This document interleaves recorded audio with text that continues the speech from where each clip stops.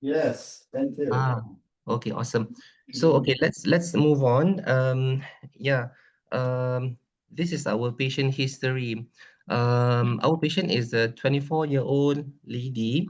And she's a student in one of the local universities in Malaysia. So patient has underlying childhood query AVSD. But however, upon further questioning, patient is also unsure, uncertain about the previous history, and claim that some intervention had been done during the childhood period. But we are also unsure whether it's a device closure or possible a surgical closure. Patient has been under our follow-up since 2023. She presented with palpitation and under our follow-up for paroxysmal SVT. So we did a lot of investigation to work up, but however, it doesn't turn out to be positive. ECG, Holter, and prolonged Holter didn't show any significant changes. There was no pre-excitation, no significant pause, and echo also showed a good function with good valve and chamber size. There was no intercardiac shunt from the documentation of this echo, and mentioned IVS was intact at that point of time. So we bring her into our EP lab. So in our EP lab, we usually do a EP study first with 4-wire study. This is the baseline interval that we measured. AH and also HV interval looks normal in this tracing with concentric atrial activation sequence. This is the placement of our catheter, our lead. And then we start off with our RV pacing. So when we start, we start with 550 millisecond interval. At this point of time, at the third beat itself, it is fully captured. And when it is fully captured, we can see some changes here from concentric to eccentric atrial activation. And it starts at CS3 and 4.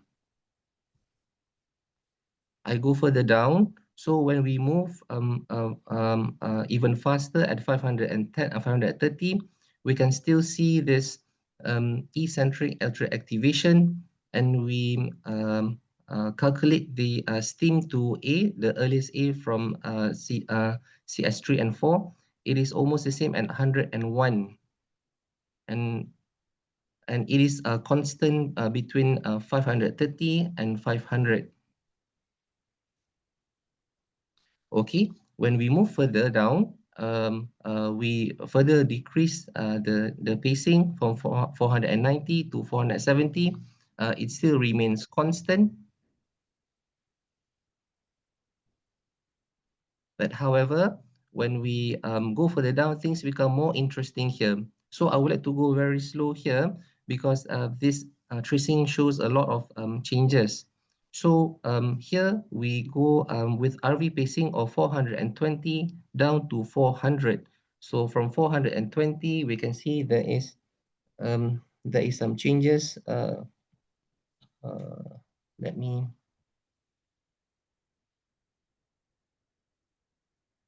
Okay.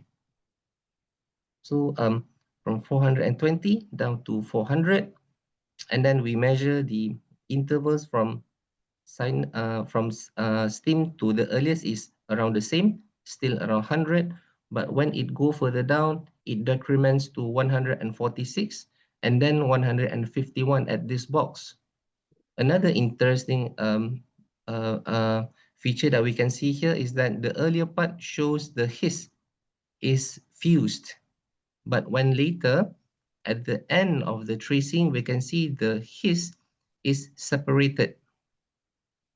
And plus, we can also see the atrial activation sequence at this point of time is concentric, but later along the way, we can see it changes intermittently to concentric activation.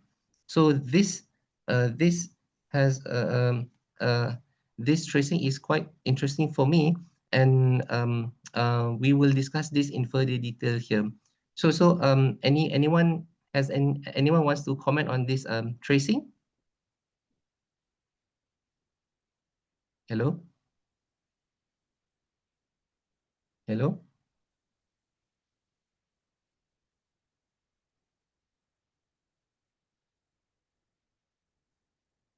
Hello, can you hear me? Yeah, we can hear you. Oh, okay. All right. So I'll just carry on, yeah? Yes, yes. Okay, all right. So okay, let us look further into the intervals here. So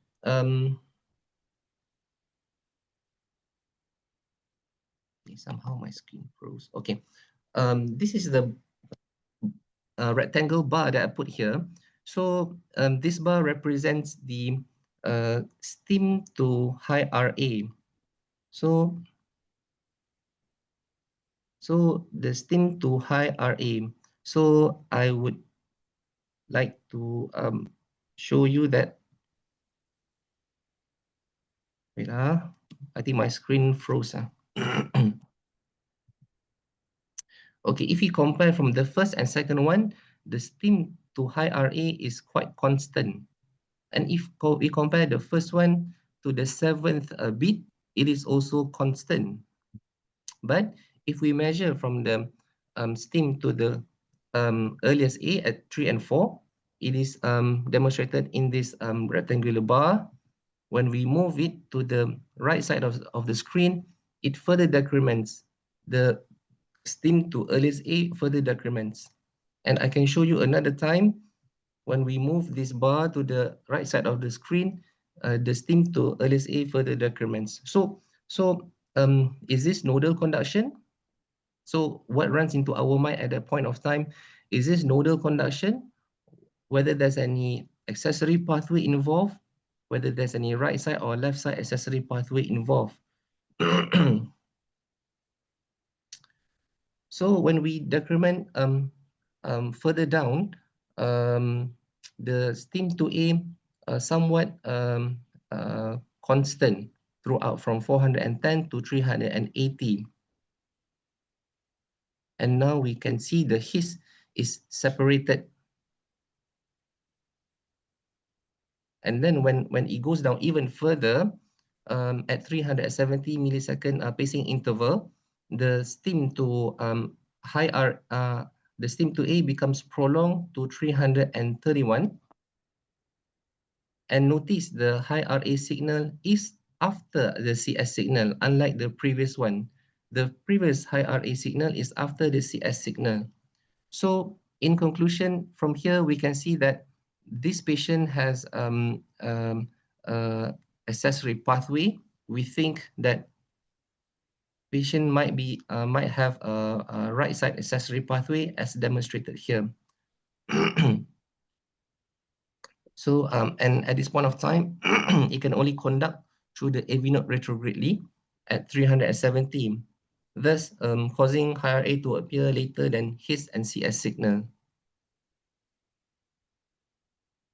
Anyone wants to comment on this one?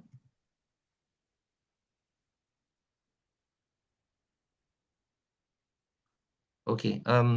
Yeah, I move further. I carry on.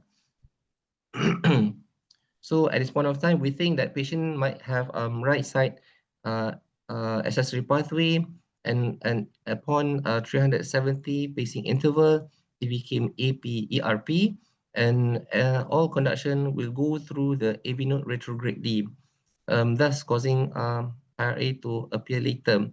And when it further decrements, the steam to A will also further decrements because it follows the AV node decremental conduction property.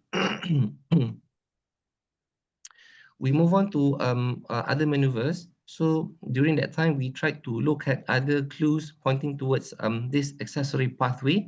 So we also do our PVC on his. When we calculated the PVC on his, expectedly enough, the PVC on his shows AA advancement by 44 millisecond earlier, as noted by the yellow arrow here. And then we try to do our entrainment. So when we try to do our entrainment, we pace from the RV at 300 millisecond. We can see the steam to A minus V to A is 10 millisecond, which is expected, which is short because of the ABRT. But when we try to measure this PPI minus TCL, it is surprisingly long at 236. So we know that AVRT usually the PPI minus TCL would be short, will be less than 115. But in this case, it's long. So it has some discrepancy between the SA minus VA and also PPI minus TCL.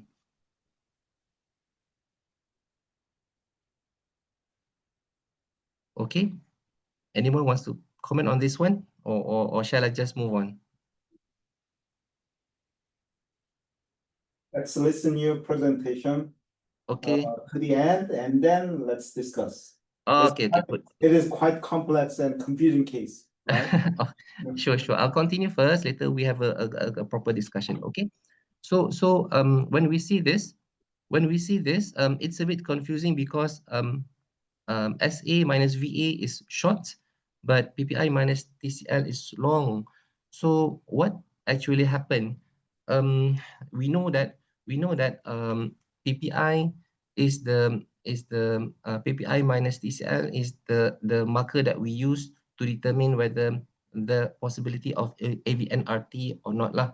When the PPI minus TCL is long, it just means that possibly the RV, the pacing stimulus, is out from the circuit itself. So usually it represents AV and RT. But in this case, we think that because of the returning bit is being delayed by the AV node conduction property. So how do eliminate this AV node conduction property is by using a corrected PPI minus TCL. So we also did this corrected PPI minus TCL. The formula is PPI minus TCL minus the AH from the first written bit and minus the AH from the tachycardia itself. From this tracing, it's a bit difficult to really ascertain where is the location of the A on his. So that is our limitation from this study. But we tried our best to get the A signal on his, and when we calculate the corrected PPI minus TCL, expectedly the corrected PPI is 46, which is short, and value of less than 110 is supportive of AVRT. So we move on further with our integrate EP study. We can see that from S1, S2, there is AH jump, increment of 232. And from this, it initiated a tachycardia also. So when it initiated a tachycardia, we can see from this ECG there is a narrow RP tachycardia. And this is the interval. And the tachycardia terminated with a V signal. And this is the ECG of this tachycardia itself. So initially, I mentioned that patient have eccentric activation when we pace the RV. Why does it so? We postulated that because previously this patient has intervention being done on her during childhood period. So we know if, let's say, a patient had undergone any surgery or any device closure, it can alter or it can change the anatomical structure around that area, especially ASD. So in that kind of patient, when there is anatomical variance, there are possibly variable coronary sinus activation sequence from the fast pathway exit. If you can see from this diagram, the fast pathway and also AV node is located nearby the eustachian ridge. And when you have changes at this area, you can bring the fast pathway exit through the roof, and it can come down and enter back into the mid part or even the distal part of the CS, causing all this eccentric activation of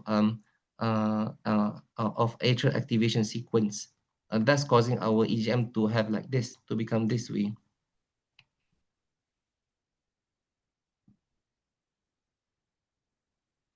Okay. So other maneuvers that we can do is Here in our study, we didn't do any his bundle pacing, but if we do this, we can really distinguish between the retrograde conduction through the AV node or through the accessory pathway. So we can expect that if patient has accessory pathway, the stim to A would be much static as compared to AV node. It will be longer because of the AV node conduction property. And we can clearly see the signal of V and H there. We decided to stop our EP study here and stage the procedure under 3D EP study later for better understanding. So in summary, we think in summary from this procedure, patient, young lady with a high likelihood of autonomic reentrant tachycardia with right accessory pathway and dual AV node physiology. And this is my take-home message. One eccentric CS atrial activation sequence does not always indicate left side accessory pathway. Corrected PPI minus TCL is useful in cases where there is a discrepancy in measurement with SA minus VA, and proper understanding of the previous history is essential, and it can point out the underlying anatomical variants. And last but not least, a 4Y study, although sometimes we do 3Y study, but 4Y study is essential, and 3D EP study is good to facilitate our understanding here. Okay, with that, I thank you. I open to any discussion or questions. Let me put back to the previous slides. Thank you for your very interesting case and very educational case for SVT differential maneuver. Is there any comment or question? Dr. Rizwan, thank you very much. I enjoyed your presentation very much. I'm Hinam Park in Korea. And Okay. yeah, you mentioned about this patient had the AV septal defect or something. So Yeah.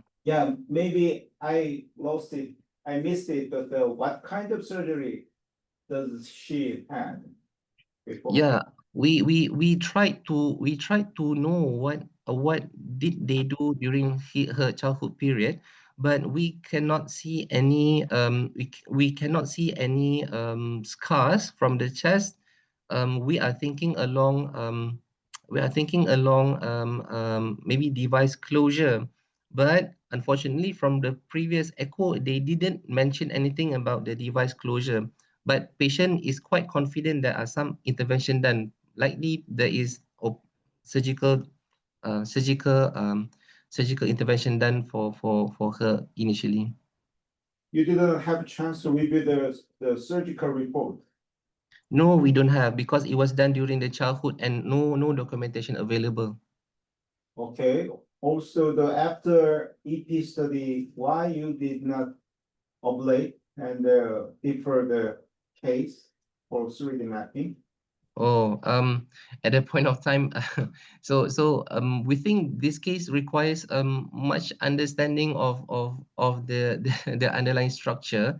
We don't go for straight for ablation because we think 3D might help further in our ablation strategy. Okay. And the generally so how did you confirm this patient has right side accessory pathway? It is because the tachycardia reset by ventricular extra beat. Okay, so doctor, I would like to show you back this tracing. So as I mentioned previously, we can see there is constant activation from STEAM to high RA. STEAM to high RA. All the STEAM to high RA is constant. So we think that if let's say there is only nodal conduction, the STEAM to high RA would also become will also prolong and decrements as we go faster. But in this case, when we when we observe here, the stim to high RA is similar throughout the tracings.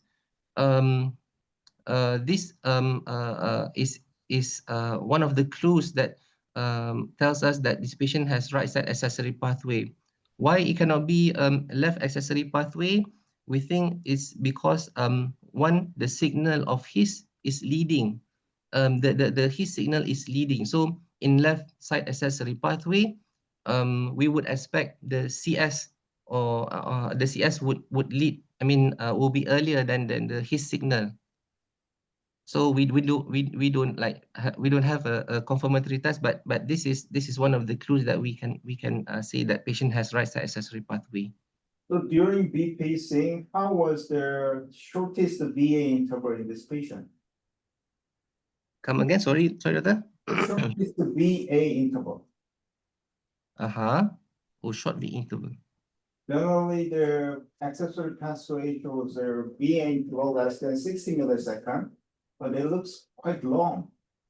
That's why I'm asking. Of course, there's the unusual accessory pathway shows a long V interval, but how was the V interval?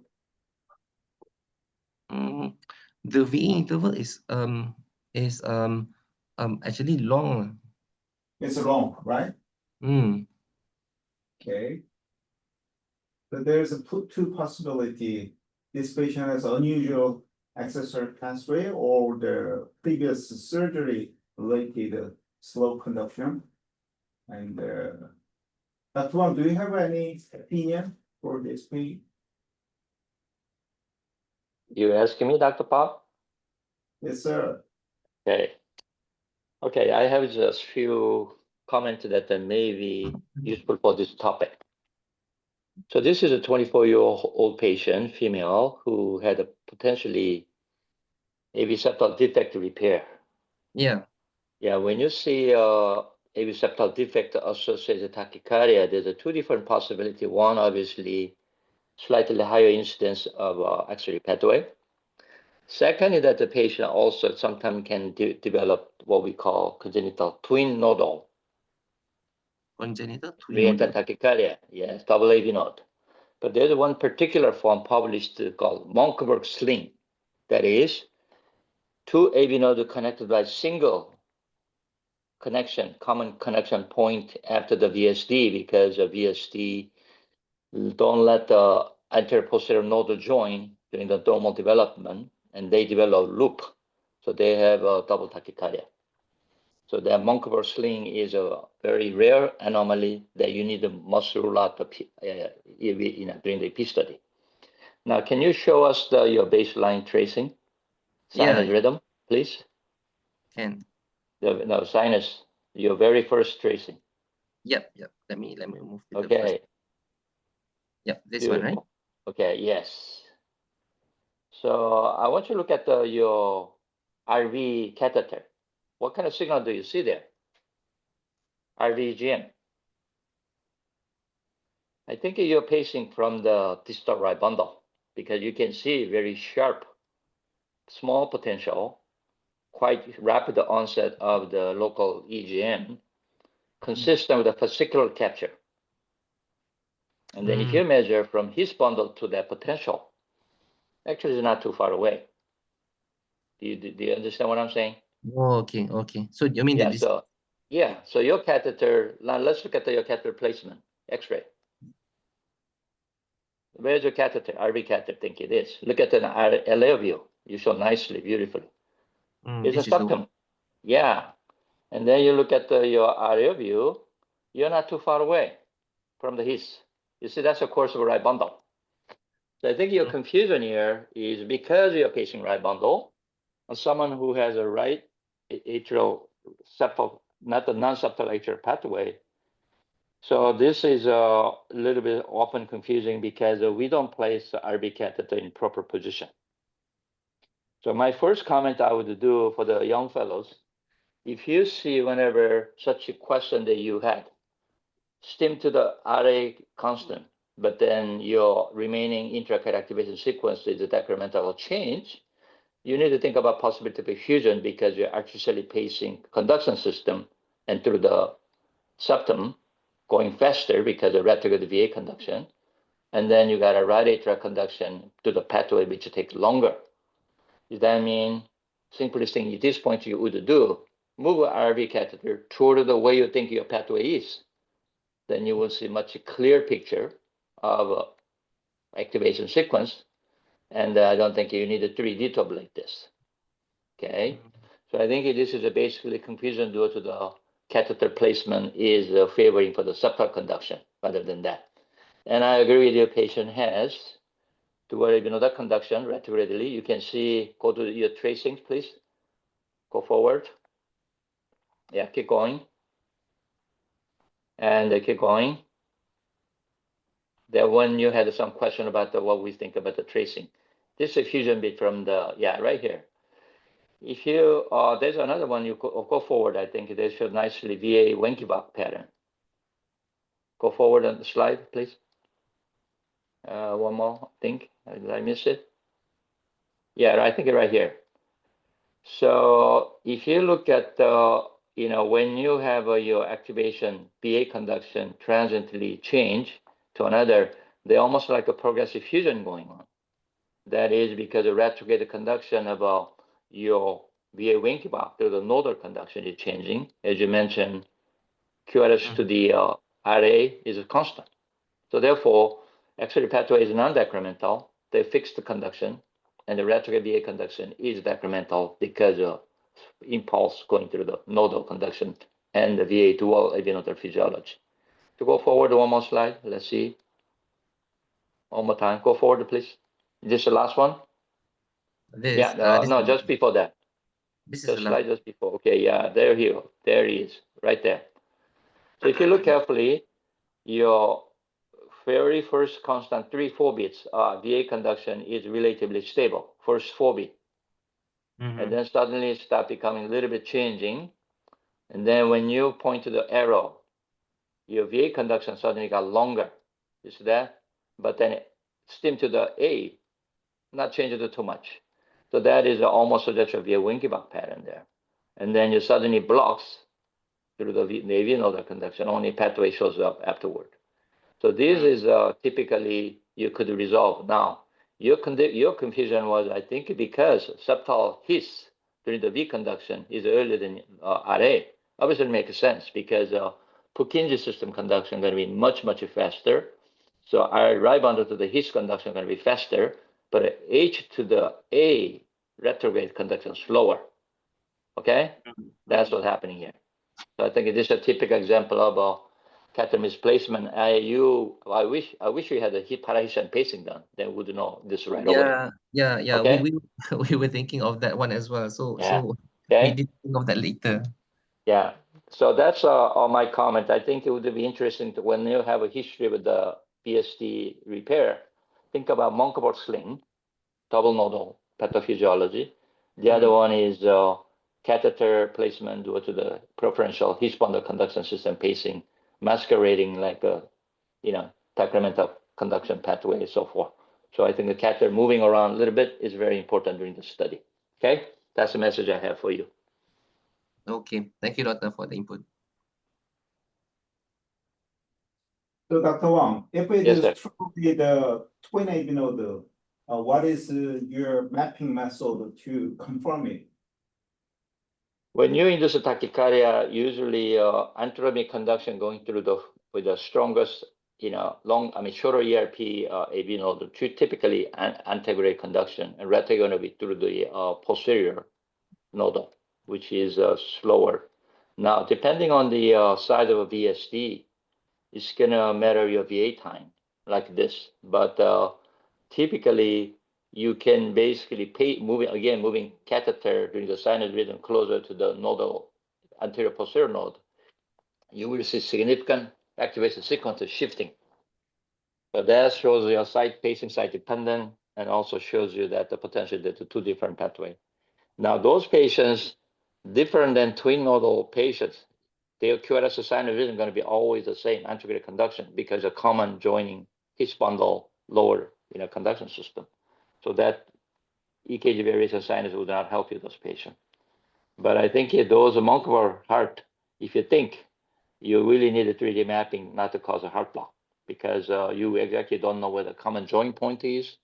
And then when you map it, pacing, you can exactly find out where the common joint of a sling.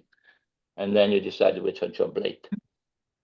And I would ablate usually pacing posteriorly from the atrium, favoring for the posterior nodal conduction to see the only proximal conduction of that section of the sharing his bundle. So that is a little bit of a challenging. I only done one case too. I have not done that many. And the twin node is a little bit more than that. But that Moncur sling is very difficult diagnosis. But it's need to think about it when you see such unusual physiology. Okay, all right. Yeah, thank you so much for the input, doctor. Thank you. We try to Wonderful see job, though. A great presentation. We appreciate very much. Okay, thank you so much. So if you conduct the 3D map and ablation next time, please show it in the Yeah. conference. Definitely. Yeah, I'm happy to listen to Professor Huang's explanation. It is quite convincing, and I would like to see the actual 3D map and ablation outcome next time. Sure. But Thank you very much. If you have a next time case to do, probably you would use a different catheter. You may want to use a decapolar catheter along the tragus of the annulus to help you see pathway location quicker. And then I think you move away from the septal RB pacing, move to the right pre-wall. I think that give you a much better picture of what to do with this. Yes. Okay. Okay. Thank you. Great. All right, gentlemen. Thank you very much. I'm gonna go sleep. Dr. Wang is in Europe. Okay, thank you very much. Yeah. See you Okay, next bye-bye. Bye-bye. Bye-bye.